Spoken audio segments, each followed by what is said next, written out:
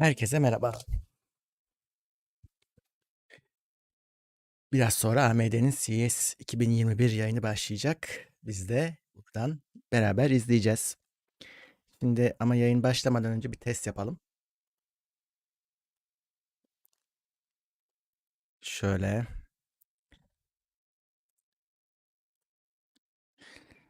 Ya ister kendiniz açın kendi tarayıcınızda, isterseniz buradan dinleyelim.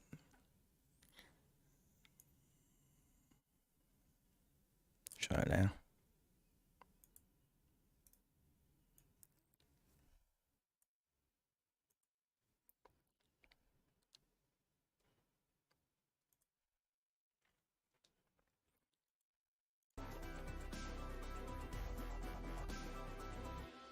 Ama yayının sesi beni bastırmamalı.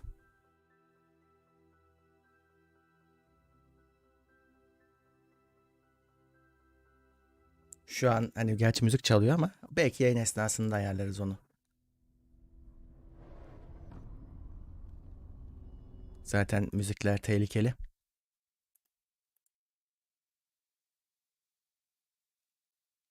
Yayınların tekrarı var tabii canım. Hiçbir zaman silmedik ki. Bunu silelim.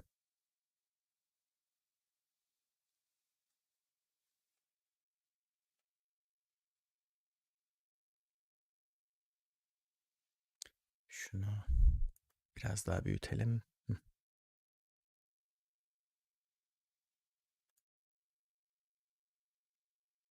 Nasıl oldu?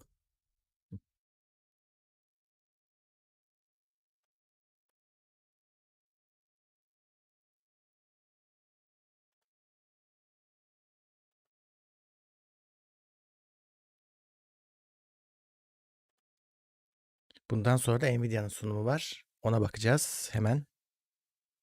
Minik bir ara verip. Sonra da Asus'un sunumu var. Şimdi sıralama şöyle. Şimdi Asus, MSI ve diğerleri bu ürünleri kullanarak tanıtım yapacakları için önce bunların tanıtılması gerekiyor. Mesela Asus'un ürünlerinde burada tanıtılacak AMD ürünlerini göreceksiniz. Nvidia ürünlerini göreceksiniz. Aynı şekilde MSI diğerleri. Ama nasıl olması lazım? Önce tabii ki Nvidia ve AMD sunumu yapacak ki onlar da lansman yapabilsin. O yüzden sıralama böyle gidiyor.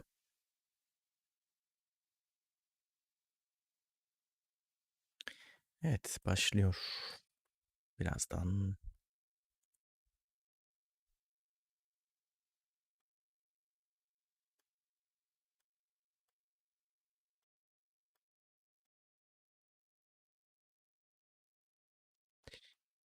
Ben de ayarlarımı yapayım.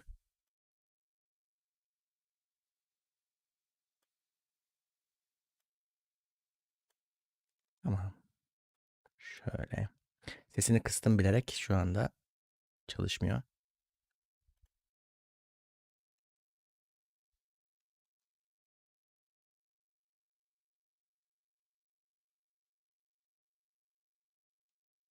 İyi. Bayağı sığmış durumda.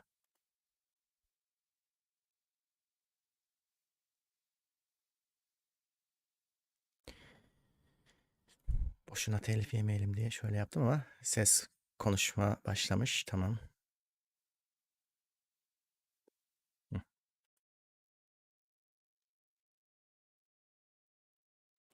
Ne tanıtılacağını birazdan beraber göreceğiz. Neler bekliyoruz? Mobil tarafı bekliyoruz aslında. Mobil bir ekran kartı yeni serilerden 6800 serisi masa üstüne geldi de onun bir de mobili lazım. Onu bekliyoruz. Onun dışında işlemcilere, mobil işlemcilere güncelleme bekleyebiliriz. Zaten sızıntılar vardı da bugün işte aslında göreceğiz hepimiz. AMD'de işler iyi. Yeni chipset belki o da olabilir. Olabilir. Zannetmiyorum ama hani X570'in üstüne bir şey niye çıkılsın şu anda?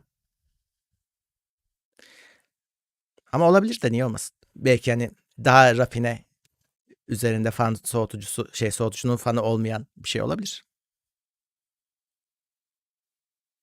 6800'ün altında ekran kartları bekleyenler de var. GDDR5 ile ilgili bir şeyi bu sunumda çok beklemiyorum ya. Ama hani bir sonraki adım o zaten. O yüzden dedim hani chipsete gerek yok. Nasıl olsa DDR5'e geçilecek. Onu şimdiden gösterirler mi? Belki. Ama sanmıyorum. Ucuz ekran kartları, o da bir beklenti tabii ama ben mobil tarafında gideceğini düşünüyorum daha çok. Aha, ne oluyor? Başladı. Selam. Sese hemen bakın, sese. Yayının sesine. Benimkini bastırmasın.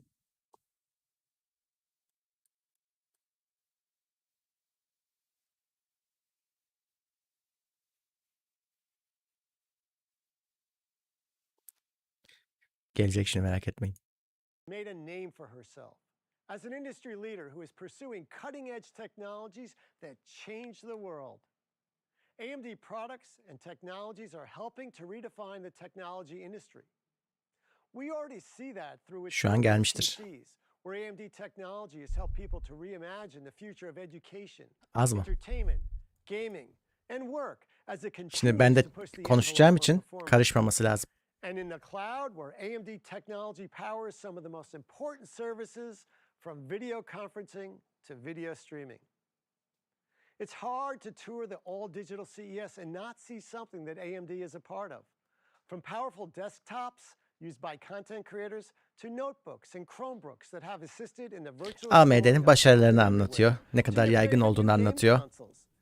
Konsollara kadar diyor. Doğru, konsol AMD.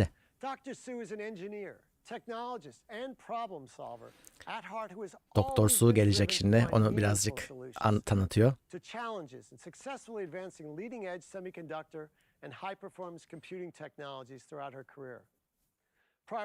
Evet, Mehmet doğru. Bu arada chat'e bakıyorum. Fikirlerinizi söyleyebilirsiniz. Aha, geliyor.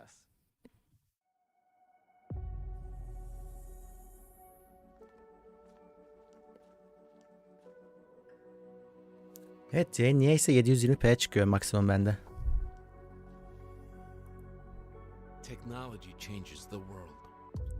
Sonra bize diyorlar ki niye 4K yapmıyorsunuz?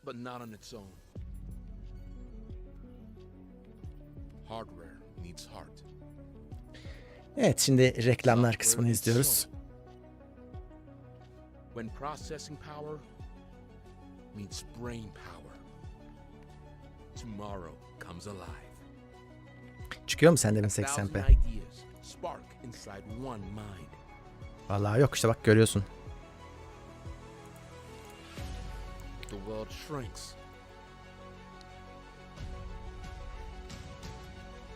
Horizons expand. The speed of progress leaves us Refresh edeyim ben bunu bir. Ki gelir. To lift us. We see more possibilities. Hadi. Yok. New opportunities. We see where the future starts.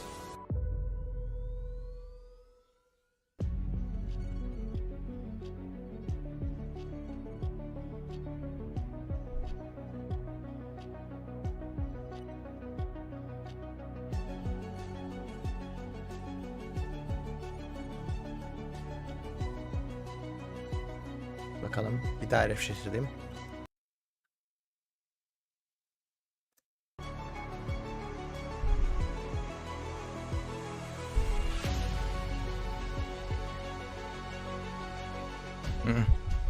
Welcome, everyone.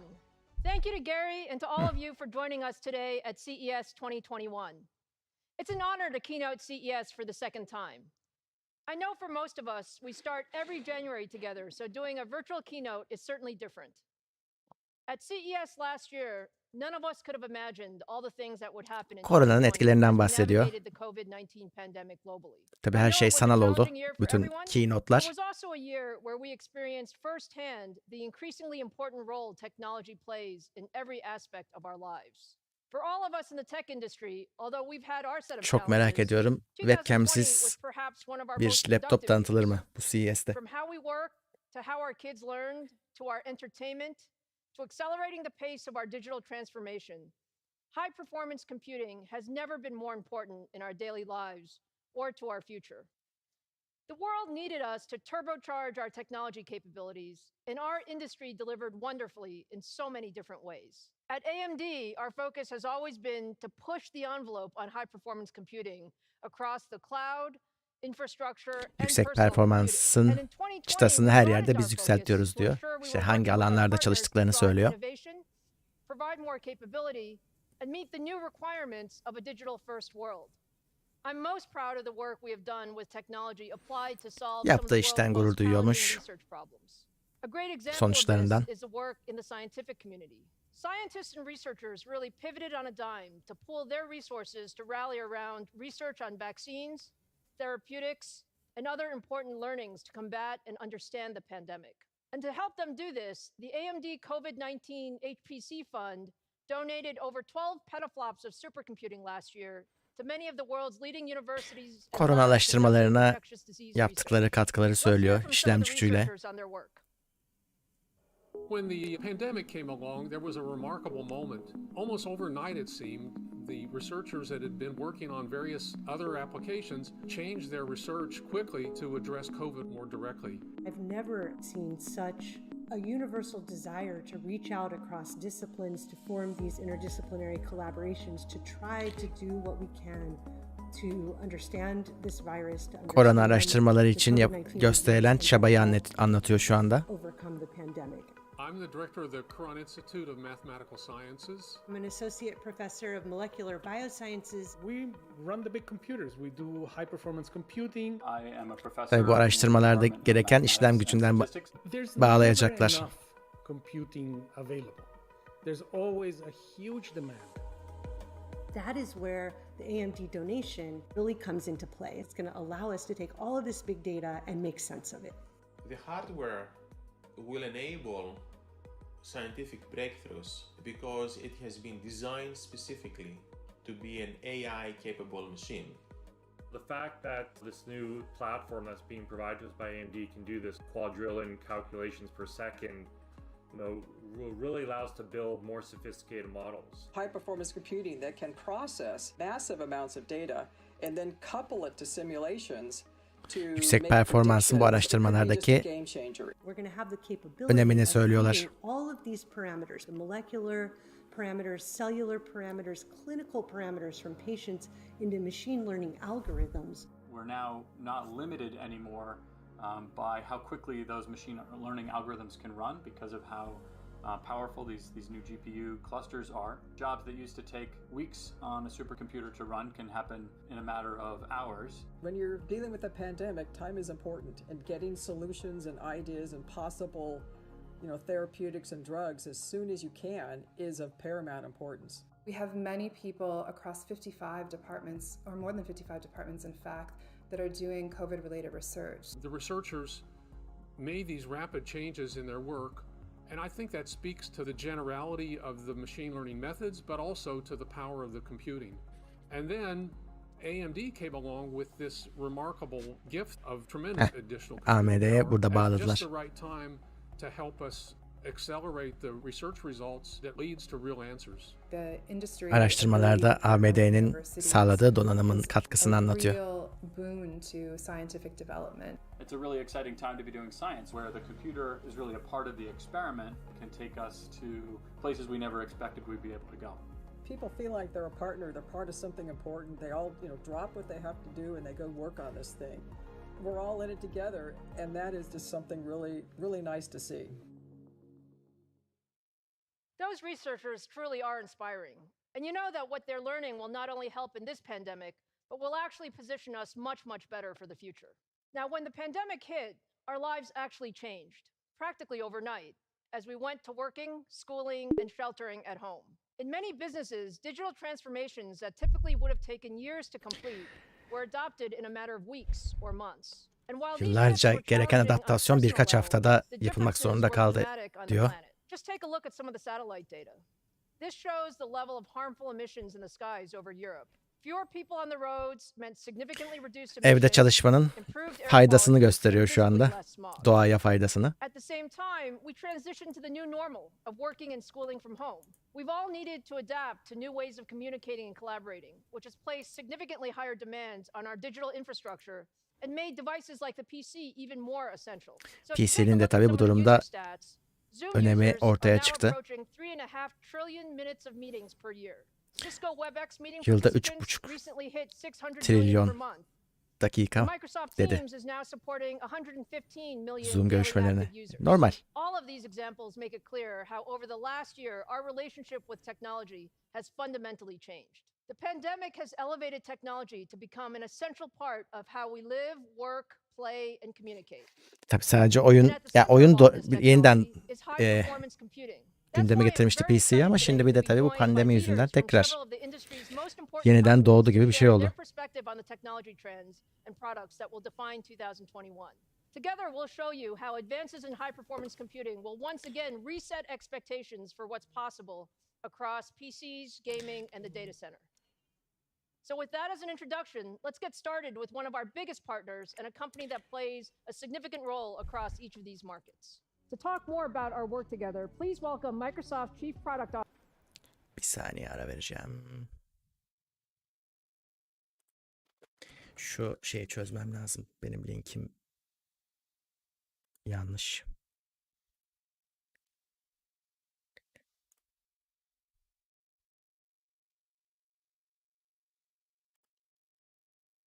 ...1080p'ye bir geçmemiz gerekiyor.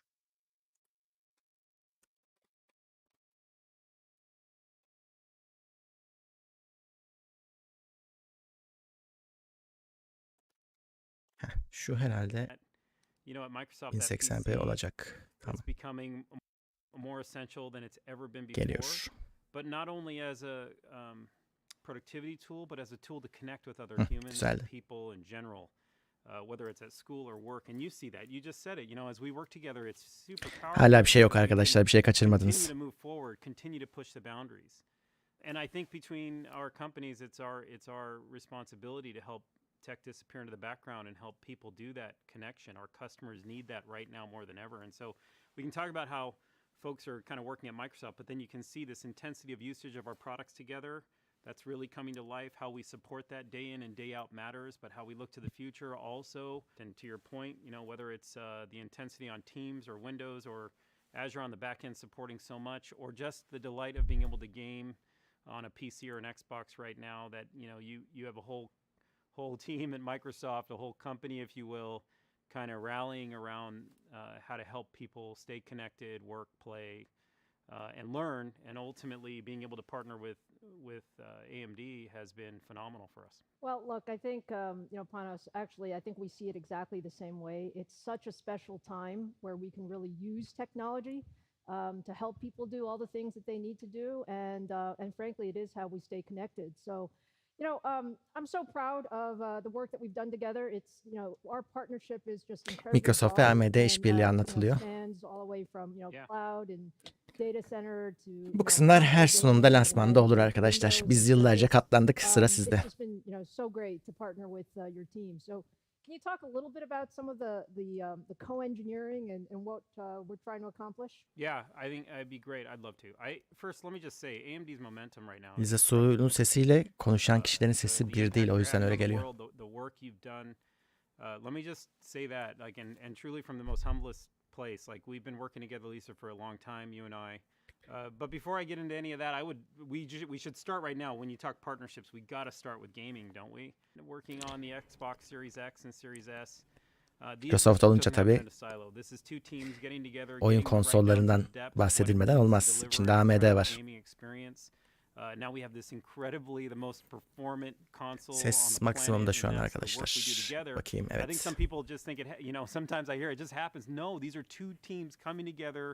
working in detail. Then take it to the next level, the work you're doing with Azure, the detailed work with AMD. Önemli bir şey anlatılmadı şu ana kadar. Yayın başlayalı 17 dakika oldu. Yeni katılanlar için söylüyorum. And the way we work together, and for those of you who don't know, like you can take that architecture and that thinking that drives the Xbox, the RDNA architecture, if you will, RDNA2, I think, and you just move that into what is the PC, like, and that's what just now I get super excited, of course, because you know how much I love Windows, how much I love working on these products. Leading into your Radeon product, which has been so incredibly powerful for the PC right now to help gamers push forward, you know, to help the high performance PC compute happen. And right now, think about customers in this time. You know, we have that intensity of usage. This is even CAD at home or gaming at home, being able to push 64 core computing with Threadripper. You're doing all that with us. But it's really the detailed work of the two teams coming together to bring that to life. But let me also share with you, we created a small video for you, Lisa. I knew what we were coming on today, and I thought, boy, it'd be so fun. Yeah, I'd love to see it. Bir şeyler görelim artık ya.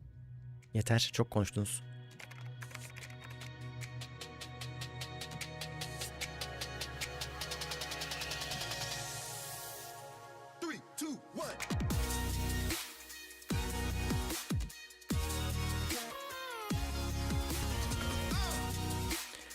Önemli bir şey söyleseler çevireceğim. Hiçbir şey yok.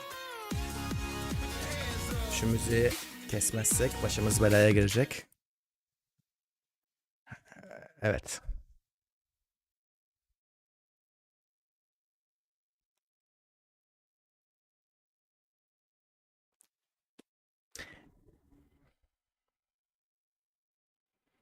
Windows'lu makineleri tanıtıyorlar işte. Gösteriyorlar. Ama tabii içinde AMD olanları.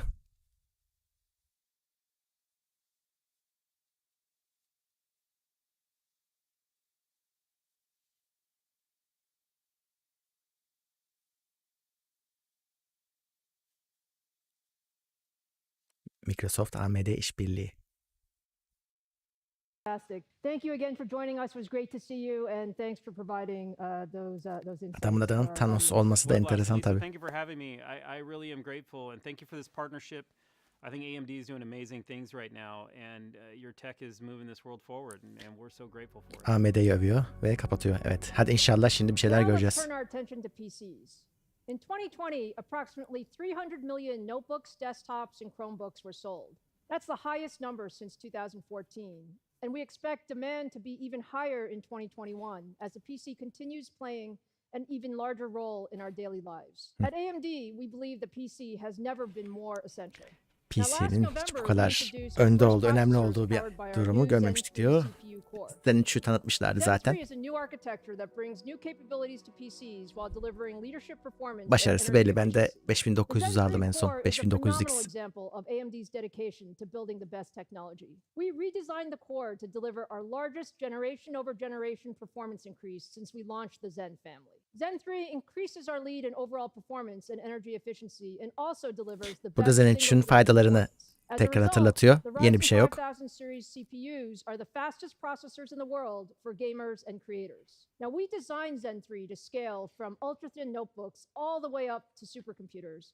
And I'm excited to announce we're starting 2021 by launching the most powerful PC processors ever built for ultra-thin and gaming notebooks. Notebook'lara gelen AMD işlemcilerini göreceğiz. Ryzen 5000 serisi mobil işlemci olarak yeni laptoplarda karşımıza çıkacak. In fact, AMD is the only company with an 8-core x86 processor for ultra-thins. Tek 8 çekirdek bizde var diyor ultra thinler için. Ultra ince, hani ultrabook da diyebilirsiniz ona. Yıllarca öyle bildik.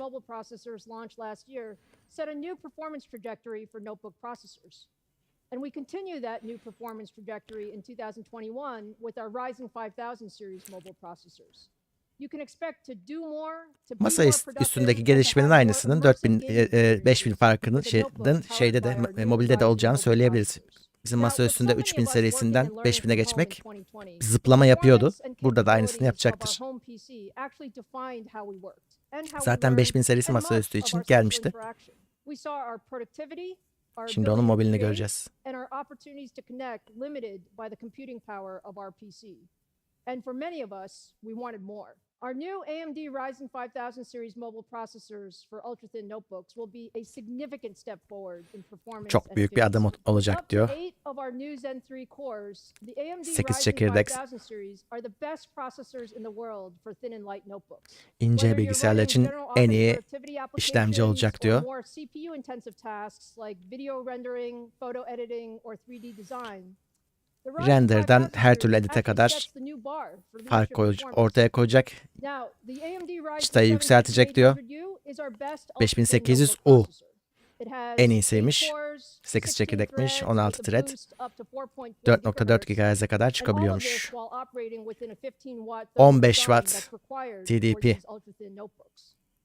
Bunun Now, when you karşılığında take a look at the benchmarks across a large benchmark range of yapmışlar. applications, it's just Intel'in very 11. clear nesil that the Ryzen işlemcileriyle. 7 5800U just runs Ryzen their geçmiş tabii, software geçmese fast. koymaz It's a zaten very bu special product, grafikleri. the fastest x86 processor in the world for thin and light notebooks. En hızlı Now, işlemci bizimki diyor. performance is really great, but in the notebook form factor, battery life is also Ama extremely laptop important. laptop And olunca this is where batarya the ömrü energy diyor önemli. efficiency of the Zen 3 core truly shines. We've just done a ton of optimization in this space, and with Çok the fazla Ryzen optimizasyon 5000 yaptık diyor. series, you can expect up to 17.5 hours of general use 17,5 and saat 21 genel hours of kullanım, video 21 playback saat on a video. single charge. Now Tek that's a şarjda. major jump compared to our previous generation and Çok büyük bir true atlama diyor. all-day battery life. Now, notebook customers don't just buy thin and light laptops, but millions of people actually buy notebooks to play PC games. Oyun AMD oynamak has a için rich history alanları, in PC şimdi o gaming laptop and alanları deep ties to the da gaming düşündük community. diyor. Bakalım ne Gamers düşünmüşler. actually want desktop-like performance Masaüstü in a notebook form performansını factor, and laptoptan that's bekliyorlar exactly diyor. what we built. Doğru. Our new HX series mobile processors HX raise the bar mobil for gaming işlemciler notebooks. oyun The HX laptopları için brand actually kullanılacakmış. represents our commitment to build the best processors for gaming. They feature the same Zen 3 cores from our Zen 3 best-in-class Ryzen 5000 desktop yine processors 5000 that deliver serisinden leadership frame işlemciler rates. They're also 5000 unlocked işlemcisi for olacak. overclocking and have Overclock higher thermal ratings imkanı for sustained sunacak. performance, which is key for gaming. Now let me Tamam. introduce you to our top-of-the-line Ryzen 9 HX processors. Ryzen 9 5900 HX HX boosts up to 4.6 GHz, while the 5980 4.6 HX boosts GHz'e up kadar to çıkıyor. 4.8 GHz, both with 8 cores and thermal design power of 45 watts or higher. 5980 Now bir de let's take a 2 look tane at the Ryzen 45 watt. 5900 HX in action. What you're looking at here is a very Aksiyonunu da görelim diyor. graphics-intensive game, Horizon Zero Dawn, running Horizon on our Zero new Dawn'u Ryzen seçmişler. 5900 HX processor.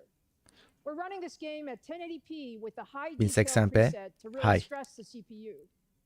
And as you can see, Hani our new ekran mobile kartını HX söylemiyor processors ama are delivering smooth frame rates of over 100 frames per second.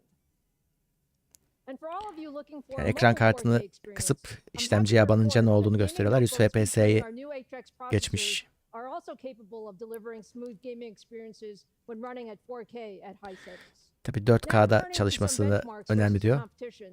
Whether you're talking about single-threaded performance or overall CPU performance, the HX series wins by a wide margin. HX This is serisi why the best Intel'i gaming geçiyor notebook diyor. of 2021 will be powered by AMD Ryzen Mobile HX processors. To bring the Ryzen 5000 mobile processors to market, we're really pleased with the strong partnership with the industry's leading PC OEMs. This year, we expect Bütün a PC number of üreticileri notebook designs powered by our new generation of Ryzen bu mobile ürünlerden processors to sunacakmış. grow by AMD'nin en büyük 50% sorunu buydu compared zaten. to the Ryzen 4000 series. Ama We expect more than 150 ultra-thin sorun gaming aşıldı. professional Geçen sene notebooks özellikle powered by bayağı bir Ryzen laptop görebildik 5000 AMD series to tarafından. launch this year.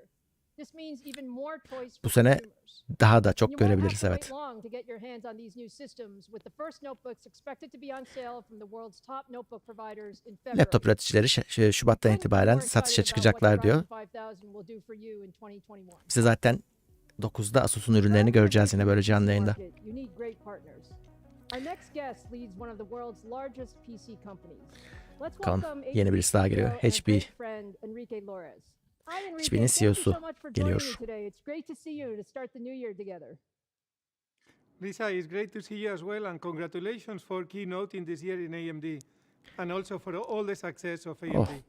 Well, look, we are so honored to be partnered with HP. HP has really HP been at ile the center of partnerlik Silicon kurmaktan Valley onur innovation. duyuyoruz diyor. And during the past year, you and I have talked a lot about, really the charge that you're leading in helping consumers and businesses use technology to transform the way we live, work, and learn. Can you tell us a little bit about some of the trends that you've seen accelerating over the past year? Sure. I think one of the most important things we have seen during the last months is that PCs Neymiş? have become essential. With PC'nin people öneminden yine working from bahsediyor. home, kids Evden learning from çalışan home, insanlar, playing from evden home, families eğitim, entertaining from evde home. oyun, The PCs have evde become really eğlence. the center of Tabii all this merkezi process. olarak bu And this hepsi is driving a new PC'yi source merkeze of koydu. innovation, enabling people to do things from their Burada homes, PC derken connecting tabii to their siz laptopu da offices, anlayın. really becoming much Yani more efficient. And this herkes is evine what kasa aldı all have been anlamında working düşünmeyin. together. And I think we also have learned that it's not only about developing technology. It's about developing technology that everybody can access. Because I think Herkesin we have an kullanabileceği obligation as well teknolojiler to make sure that geliştirmenin de technology önemli doesn't olduğunu help to anladık diyor. divide our current societies. So this is something that we are working together on that I think is very important as well. No, I think you're absolutely right, Enrique. It's such an opportunity. Şimdi açanlar için söyleyeyim. AMD yeni mobil işlemcilerini tanıttı, duyurdu. Ürünleşmiş hallerini markalardan göreceğiz.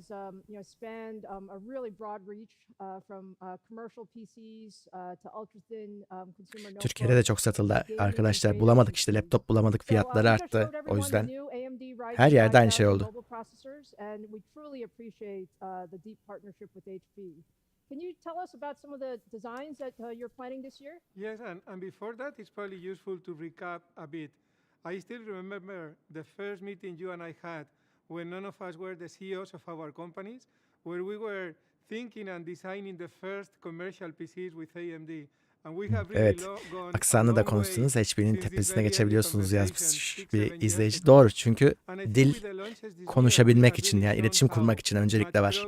Aksanlı falan hep bizler öyle kendimiz kasıyoruz. Kendimizi konuşamıyoruz sonra.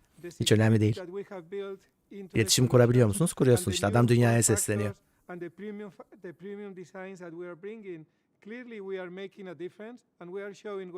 Gayet de güzel konuşuyor bu arada.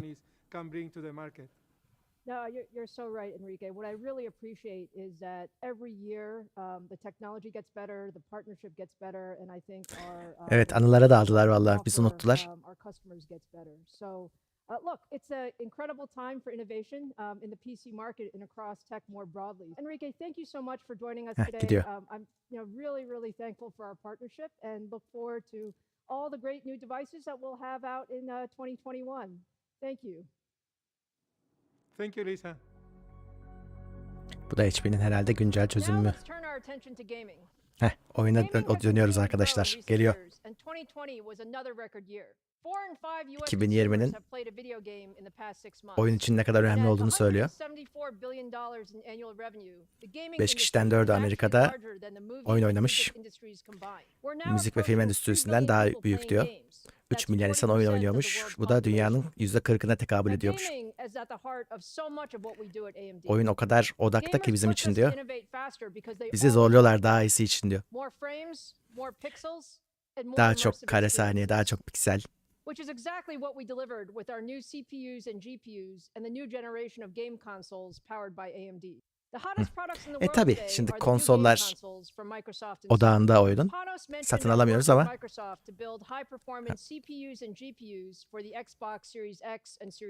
adamın adı Panos'muş bu arada. Panos değilmiş. All these next generation consoles use custom AMD SoCs with Ryzen and Radeon technology. Console gaming Tamam, bunları biliyoruz zaten. Konsol demek AMD demek. Biz tabii PC'ciler olarak bize bir şey ifade etmiyor. Tamam, RX 6000 getirdiler PC'ciler için de. Gayet güzel GPU'lar bulursanız. Evet, 6900 XT, 6800 XT, 6800. AMD'nin geri dönüşü oldu. Whether you're building your own gaming rig or buying a new gaming PC, we truly have the best for PC gamers. PC oyuncular için en iyisi bizde diyor. Tabii işlemci ve ekran kartı birlikte. İşlemci konusunda katılıyorum.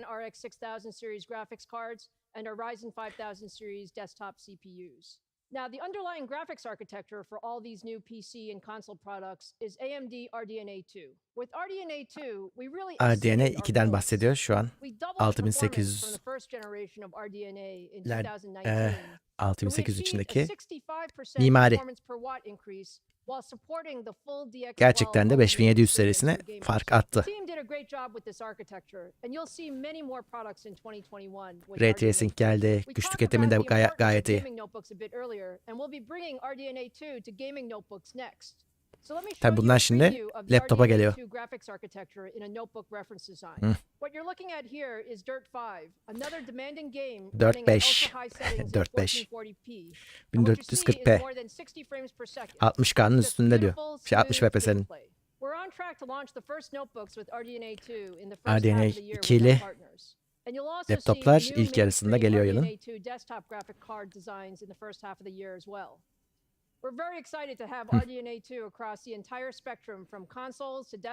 Konsollardan masaüstüne her yere koyuyoruz diyor. Today, high-performance computing makes it faster and less expensive to produce amazing movies and TV shows. My next guest has overseen some of the most beloved stories and characters ever, with visual effects and computer animation powered by AMD. Animasyon tarafından birisi geliyor. Lucasfilm'den. Mandalorian'ı nasıl yaptıklarını mı anlatacak, ne yapacak?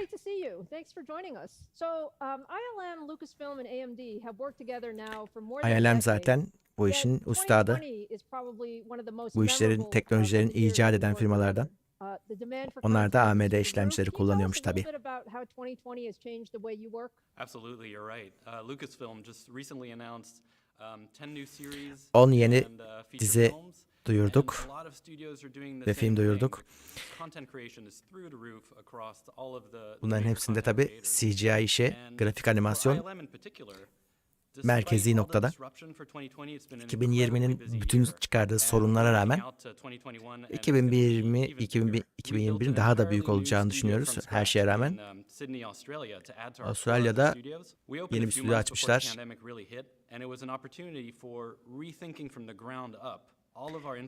Tabii bütün altyapıyı yeniden düşünmek zorunda kaldık diyor. Pandemiden sonra. İşimizin en temel altyapısı render farmları. Bütün gördüğümüz, ekranda gördüğümüz görüntüleri oluşturuyor. AMD ile çalıştık diyor. Hatta bu yeni stüdyoyu AMD ile beraber yapmışlar. Wow, Francois, that's just fascinating. I mean, just to think of all of the things that you guys have to think about when you're, producing, the best content in the world. So, you guys were really an early adopter of AMD EPYC and AMD'nin EPYC işlemcilerini, Threadripper'larını ilk kullananlardanmış firma. EPYC ve Threadripper tabii bizim eve aldığımız işlemciler değiller. Threadripper biraz daha alınabilir bir şey de EPYC farklı. AMD is really focused on building out the amount of power that you can put in any individual's hands. The amount of threads and cores that you have available is unprecedented. And this really helps us deliver the content that we have. That scale comes into play a whole lot more than it ever has, even for interactive processes, not just the overnight processes, where more and more we're just seeing software take advantage of that sheer amount of threads that are available with AMD. Yaptıkları işlerdeki işlem parçacıklarının çekirdekleri nasıl kullandığını anlatıyor. Gittikçe daha da çok kullanıyoruz diyor. Ve sırf render farmda hani render attık gittik değil, bir şeyleri canlı yaptığımızda bile etkisini görüyoruz diyor. Francois, you sound like you love cores and threads just as much as I do. So we love that. But you're really pushing the envelope on what technology can do, and it sounds like there are actually things that you can do in your creative pipeline or workflow that you weren't able to do before. Can you tell us a little bit about that? As artists more and more having to tackle really high resolution content, high yüksek çözünürlüklü more bit depth, işlerle, işte HDR ile uğraştığımız zaman veri çok artıyor diyor. Sıkıştırma algoritmaları daha önce olduğundan çok daha karmaşık hale geliyor ve 4K, 8K içeriği oynatabilmek 16K hatta. Bunlara hiç bakamıyorduk diyor. Bunları makul fiyatta özel çözümlerle, donanımlarla çözmek gerekiyordu AMD bu konuda. That's fantastic. Hiç Really, olmadığı kadar really iyi exciting stuff. çözümlerle I know we're all karşımıza looking forward to çıktı. seeing it. Well, thank you so much for joining us today and giving us, some of your insights on how, high performance computing really does enable all of the wonderful work that you do at ILM and İltifat kısmı. Lucasfilm. We're really proud to be your partner and really look forward to doing much more Partneriniz together in the olmaktan future. gurur Thank you duyuyoruz so diyor. much, Lisa. This has been great, and AMD is Mandalorian'da an AMD amazing kullanıyormuş partner to demek. build this. Let's take a look at some of the great work by Lucasfilm and ILM using high Allah, performance telif computing. geliyor.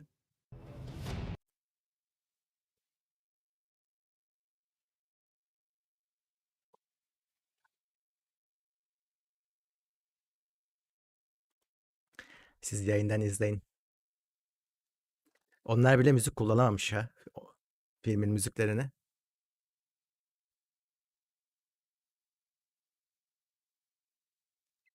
Evet. Şu an hala dizilerden, filmlerden sahneler gösteriyorlar. Beklediğimiz gibi oldu aslında. İşte 5000 serisi laptoplara geldi. 6000 serisi de laptoplara geldi. And server markets. Let's welcome our great friend Lenovo Chairman and CEO Yang Yuanqing. Lenovo'nun It's great başı to see you geliyor. today. Thank you so much for joining us. Thank you, Lisa. Thank you for having me here. I've heard you say Lenovo is focused on building smarter technology for all. Data center, PCs, mobile phones, and smart devices. Can you tell me a little bit about what the Lenovo team experienced in 2020 when it comes to the world's transition to digital first? Lenovo ne yaptı Why some 2020'de diyor. people predicted the smartphone would replace PC and tablets before. Allah'tan The work altyazı and var. study from home trend have proven PC to be a essential productivity tool. Bir önceki adamın söylediklerinin aynısını söylüyor. Although this trend HP'deki. was studied by the pandemic, it has now become a new lifestyle. So even after the pandemic, we believe this new lifestyle Pandemiden will sonra da stay. değişmeyecek diyor. And Bu Lenovo hayat tarzı, yeni hayat is tarzı. committed to meet our customers' requirements. We enjoy such a great partnership that spans Serkan daha from yeni ne data center to istiyorsun? İşte workstation to laptopa all 5000 forms of serisi geliyor. PC. 6000 Lenovo has serisi some of geliyor. the best solutions with AMD products, whether it's our Ryzen 5000 or our Threadripper workstation products or our AMD EPYC product line. How do you view our expanding partnership and what we're able to bring to customers in these markets? We are happy to address different customer needs with a broad portfolio of technologies and solutions we create with AMD. Our leading gaming system are well recognized by esports enthusiasts. Our yoga products are the perfect blend of style. Yoga and ürünlerinden bahsediyor. performance. Oraya da Our tabii ThinkPad oyun and ThinkBook gelecek. allows Bu professionals işlemci ve take grafik their gücüyle. productivity home or Ürünü gösteremedikleri için and tabii our bunlar şu anda workstations continue to generate havaya creative söyleniyor. Ürünleri daha sonra göreceğiz. and inspire the world. That's just really fantastic, YY. We're starting a new year together during our digital CES, and I know you often use CES to kick off your most important announcements for the year. So can you tell us about some of the things that you're excited about for 2021? As part of our smarter technology for all vision, we believe there should also be connectivity for all. We have embedded 5G technology across a number of our products. 5G'yi ürünlerine yaymışlar. Herhalde 5G'li laptop falan göreceğiz. But 2020 told us that what our 2020 customers need in the new normal yeni is normalde breakthrough in a few existing technologies that have become absolutely essential today. We are leveraging advanced technology like artificial söyle. intelligence yapay and zeka the vesaire. latest hardware innovations to drive Bunların da breakthrough in this space. As a önemi customer-centric ortaya company, çıkmış. Lenovo is definitely focused on innovations that makes the biggest impact on customers' lives today and in the future. That sounds super exciting, YY. Evet, Thank gerçekten you again çok for joining us heyecanlandık. today. I'm really looking forward to all the great new AMD-powered products Lenovo has in the works. Şunu göstereceksiniz. We've talked about the impact of Lenovo ürünlerini ama onların lansmanları ayrı. Tekrar hatırlatıyorum, biz de Asus'ta göreceğiz ilk 21'de. But high performance computing is also changing the world of professional sports. AMD is very proud to be an official partner to the 7-time champion Mercedes Asus'ta AMG Levent abi de Formula olacak, 1 evet. racing team. Now let's talk to our superstar driver Lewis Hamilton and team Oh, CEO Hamilton Charles geliyor. to find out how the world of high performance computing and auto racing and esports are coming together. Louis, how are you? It's so great to see you after such a busy year. I'm well, thank you. Thanks so much for having me. Well, look, Nvidia first, sunumu congratulations on your ha, record-tying 18 dakika Formula var. One Drivers' Championship. Just simply Erken amazing. kapatabilirim No, ona no, göre. thanks for joining us. Zaten and göreceğimizi gördük. congratulations to you as well for winning your 7th Constructors' Championship as a team. Thank you for having me. I'm pleased to join you. And yeah, it was another good season. We won a 7th Constructor Championship. Bence başka bir şey duymayız artık. Difficult year with COVID-19, but finally on track. We were successful. Oh, it's fantastic. I know it was such a grueling year, but you guys were just amazing. And hey, one of the things I know about you is that you love gaming, and AMD AMD loves gaming too. In fact, I tabii heard you might be sponsorları. having some fun in your downtime with your new AMD-powered Sony PlayStation 5. Yes, absolutely. Yeah, I've actually always been. You know, my dad was actually.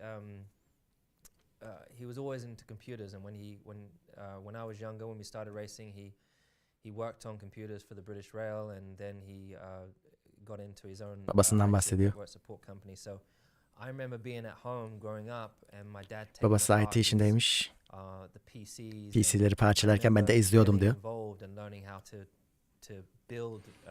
Nasıl yapılır? 17 yaşında bilgisayar topluyordum diyor. Oyun oynardım diyor.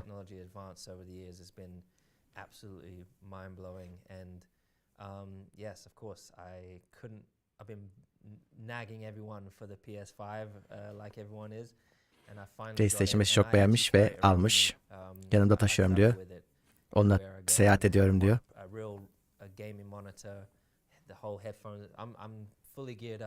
I'm just imagining you getting into the zone with your PS5, so that's wonderful.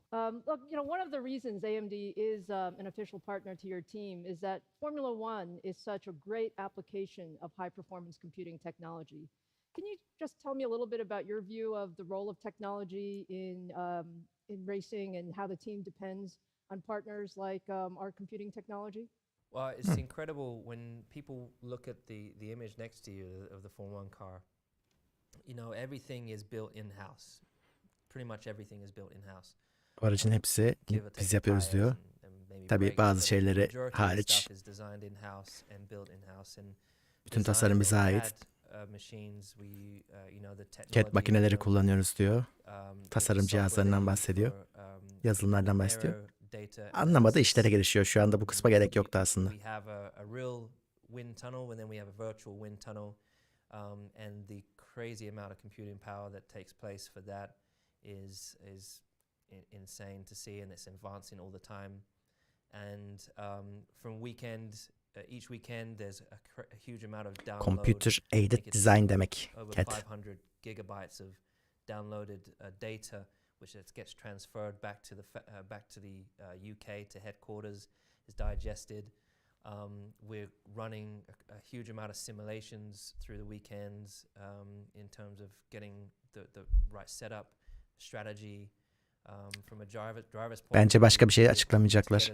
Ahead, you need to understand the data. Saat 8'de Nvidia'nın sunumu var.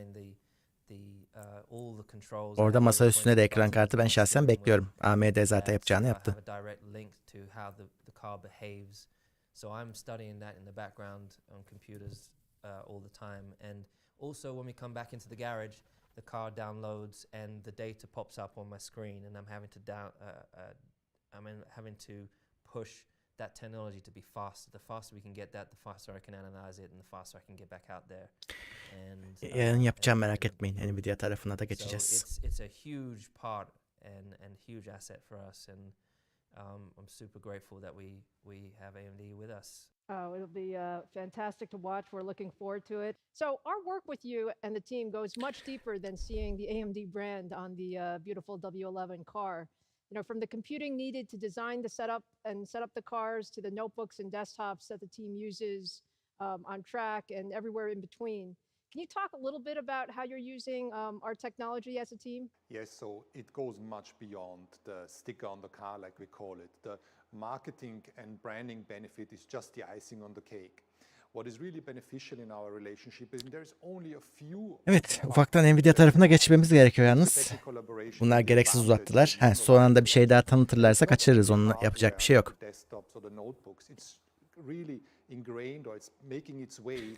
Ben şimdi diğer tarafa geçeceğim artık. Bunu iyi ayarlayamamışlar.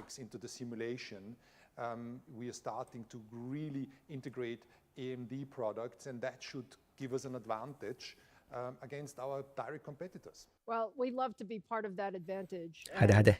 Now, Toto, you're responsible for not just the Formula 1 Uzattıkça team, uzatıyor ya. but the Formula E team, as Formula well as the işini. esports team. And I know many of our viewers here are very interested in esports. So can you talk a little bit about how you're using technology there? We have been growing our department around esports from something that was a little bit trial and error a few years ago to a real professional team.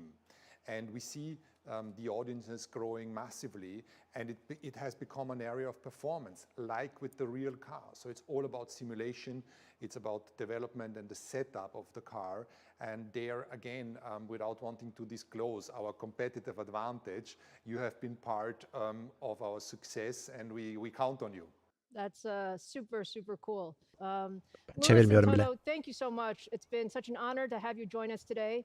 And best of luck in the new season. I'm really looking forward to our partnership continuing and seeing what happens as we go through the year. Yes, we are really happy and proud to have you on board. And you help us with the competitive edge. Nvidia sunumunu hazırlıyorum. Yes, thank you very much for having me. Now let's turn our attention to one of the most important areas of high-performance computing, the data center, cloud, and supercomputing. During our 2019 CES keynote, we demonstrated the world's first 64-core x86 server processor. Since then, AMD EPYC processors have been adopted by the largest cloud service providers, the fastest supercomputers, and in the heart of the enterprise. In addition to the researchers we heard from earlier using AMD technologies for medical research, our EPYC processors are also being Az used for önce research ilk in başta areas like weather konuştukları o forecasting, bütün climate change, and energy aşı exploration. araştırmaları From vesaire hepsi AWS aslında to Epic'le yapılıyor. Google, Adam hani evde Microsoft, 5900X alıp Tencent yapmıyor. Cloud, and Oracle, the largest cloud providers have adopted EPYC processors to power their internal infrastructure and services. And that incredible growth in video collaboration I highlighted earlier, those too are powered by AMD EPYC, including services like Microsoft Teams running on Azure. And while each of these customers has unique needs and requirements, they all share one thing in common. They will take as much computing power as they can get, and they all want more. That's why we're so excited about our upcoming 3rd Gen EPYC processors. 3rd Gen EPYC will reset the bar for data center computing. 10 With dakikası up var to daha şeyin. 64 leadership Zen 3 cores, our next generation server processors extend our leadership in performance, total cost of ownership, and security. But today, we wanted to give you the world's first preview of the upcoming processors, codenamed Milan, running WRF. Milan kod adlı yeni işlemci geliyor. Climate research and weather forecasting. Hava tahminlerinden in 185 countries. And as you might expect, to simulate something as complex as a weather system, hava tahminlerinden evet. extremely demanding application that benefits Oradaki simülasyonlara kadar bunu yapıyorlarmış. Bununla çalışıyorlarmış. Milan işlemcisi. Bir simülasyon çalıştıracak şimdi. 2 tane sunucuyu karşılaştırıyorlar. Simülasyonu çalıştırıyor. Sağda Epic, solda Xeon. 32 çekirdek. Features 2 of the highest-end dual-socket processors from our competition. We're taking in a large set of climate data to produce a 6-hour weather forecast, and what you see is that the 8 saatlik additional hava performance tahmini. of the AMD EPYC processors completes the simulation much faster. The 3rd Daha Gen hızlı EPYC server completed tamamladığını the görüyorsunuz forecast diyor. Evet, gördük. 68% faster than the competition. And the %68 daha hızlı. speed in this case is very important because if the Hız çok hızlı, simulation runs önemli faster, çünkü it means scientists improve the bilim accuracy of the adamları forecast tahminlerinin using a larger isabetini dataset for the model daha or running geniş more modelleme simulations. şansı bulacak diyor. Now just imagine how much more performance you're going to see with 2 64-core Milan processors. 64 We're extremely çekirdekli excited about bringing 3rd Gen EPYC to market and Milan can't ne wait to yapacak? show you more Onu when we tahmin launch edin diyor. later this quarter. Now, it's Çeyreğin been so much sonunda fun çıkacakmış. today, but it's time to wrap this up. I'm so thankful for our amazing partners who joined us today. Tabii bunlar Panos Epic işlemcilerini siz from görmüyorsunuz. Microsoft, Siz daha çok Enrique sonuçlarını Mora from yaşıyorsunuz. HP, François Ama belki Carbonat çalıştığınız from üniversitenin ILM, bilgisayarında olabilir. Sizin araştırmalarınızda. And Lewis Hamilton and Toto Wolff from Mercedes-AMG Formula One. Today, we've seen the power of high-performance computing, from scientific research to education to global business to auto racing to gaming and filmmaking. I hope you're leaving with the same excitement that I have. Evet, sunum sona I'm really erdi. proud to be part of this amazing industry, and when we work together across disciplines, the technology that we build can make a huge Bir impact on sürpriz yok sonunda. AMD and our partners will continue to push the envelope on high performance computing Evet, in 2021 AMD'de and işler the iyi, years mutlular o ahead. yüzden. Thank you for joining me today and have a fantastic digital CES. Bize teşekkür ediyorlar. Biz teşekkür ediyoruz. Şimdi arkadaşlar birazdan bu yayını kapıyorum. Nvidia yayınına geçeceğim. Sonra da Asus var. Nvidia yayınını son 10 dakikasını çalacağım ama çünkü Asus'a hazırlanmamız gerekiyor. Levent abi yayını alacağım. Şimdilik kapatıyorum burayı. Görüşürüz.